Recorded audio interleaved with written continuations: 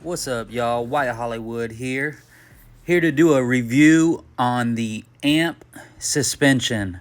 The long-awaited review everybody's wanted. People have been asking me about this for a while on the channel, but I wanted to get a good feel for the suspension and bike in different terrains, different conditions, different styles of riding. So that's why it's took so long. But here we are. I'm going to talk about the AMP suspension, what I've had done, and what I think about it. And is it worth buying? Thank you, everybody, for tuning in. And thank you. We've reached over 1,000 subscribers now, too. Thanks for everybody that's been subscribing and liking my videos. We've come a long ways, and I've come a long ways as a rider as well. And thanks for sticking with me along the journey. But let's get back to the AMP suspension. So this is a 2022 Beta Xtrainer that I have. And it's modded out. I have suspension done. I have a FMF fatty pipe done on it. Airbox mod, JD jet kit, and all the little protection goodies. But so before I sent my stuff off to AMP, I had already had my suspension done. I just had the front resprung and had the K-Tech ORVS installed, the K-Tech Orvis. And the rear resprung and revalved. I didn't have the front K-Tech stuff revalved yet from my local tuner, and it was just, it was okay. You know, I wasn't fully satisfied with it. I felt like it was still undersprung for my weight from my local tuner. So I got with Aaron at Amp Moto and wanted to get a specific setup for how I like to ride. So what he did was he resprung the front and back for me. We kept the K-Tech ORVS in the front, and he revalved the front, which we're going to talk about here in a second. And he also revalved the rear. And I also got the new high-speed, low-speed compression clicker and piston with the oil, or the what is it, the seal mod kit done on it. The full works on the rear and full works on the front with the K-Tech ORVS. So what I told him was that I wanted a enduro / hard enduro setup, and I told him I did a little bit of cross country. I told him I did a little bit of hard enduro, rocky situations. It's real rocky here in Texas.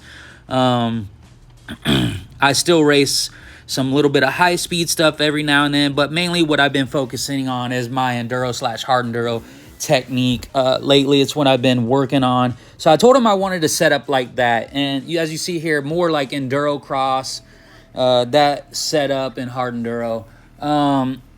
So I still wanted it to be plush, but I wanted it to have bottom resistance and not bottom out off big hits, because I'm doing rock splatters, jumping logs, jumping off rocks, and coming to a big landings, to say. So I needed it to have bottom resistance.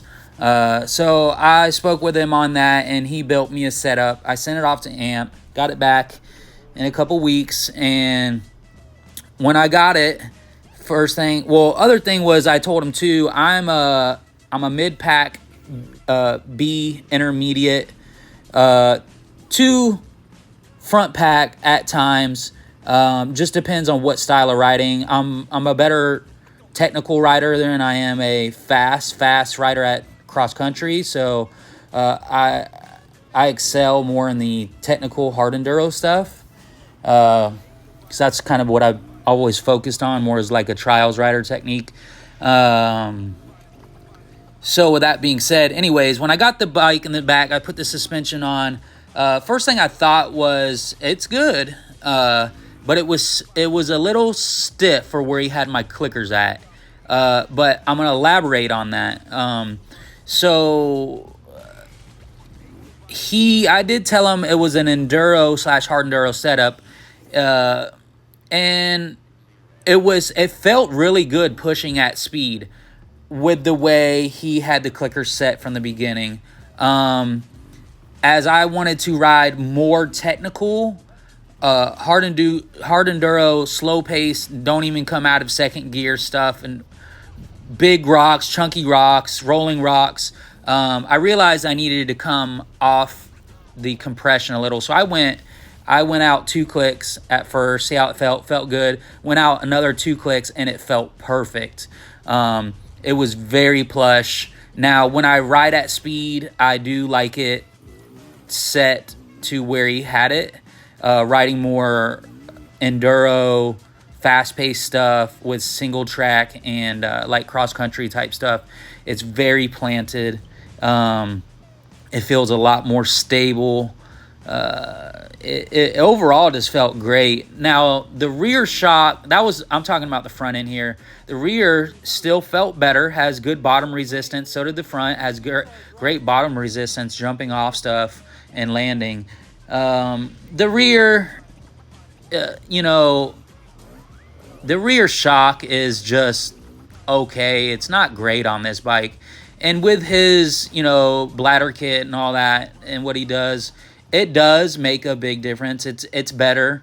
And it doesn't, you're not going to blow your shock. I haven't blew it, and I blew the shock twice already. And since he's did his mods, I haven't blew it yet. So it's, I would say if you got a different shock on this bike with the front setup that he runs, it would be a lot better setup. The stock setup's it's okay on the rear, but it's definitely a big improvement over stock for what Aaron does. I really like one of the biggest things I love is with the ORVS K-Tech stuff, it adds compression. And with Aaron's valving, you have more adjustment with the clickers. So now when you make adjustments to, let's say, the compression, it doesn't get really harsh, and you can back out more clicks and notice the improvements. Whereas if you just made a click with the stock stuff, it was just like hard and then back to soft. There was no in-between. So there's more of a in-between with the settings, with his valving, especially with the rebound. I noticed the rebound reacts way better with his setup. It doesn't bounce all over the place, and it returns back to normal and doesn't get real choppy. That's one of the biggest thing I noticed. Or coming off big hits and deflection. It does help with deflection. And one of the biggest things I noticed is when jumping off rocks and like you're going to bottom out the bike doesn't bottom. It's plush, goes through the stroke, and rebounds very smoothly and doesn't want to bounce you off the bike. It's just more of a fluent feel, almost like a 48 millimeter fork. But still not quite a 48 millimeter fork. I will say his setup is great, but it's still not a 48 millimeter fork. Which you can put a 48 millimeter fork on these bikes. People are doing the conversions with different forks, KYB, the SAC stuff, whatever, but I didn't want to spend that much money on this setup. And what a lot of people ask me is it worth spending the money to get the amp set up? If you're a everyday Joe rider, not looking to advance or go up to the next level, or you're just a weekend warrior, the stock suspension is probably okay for you.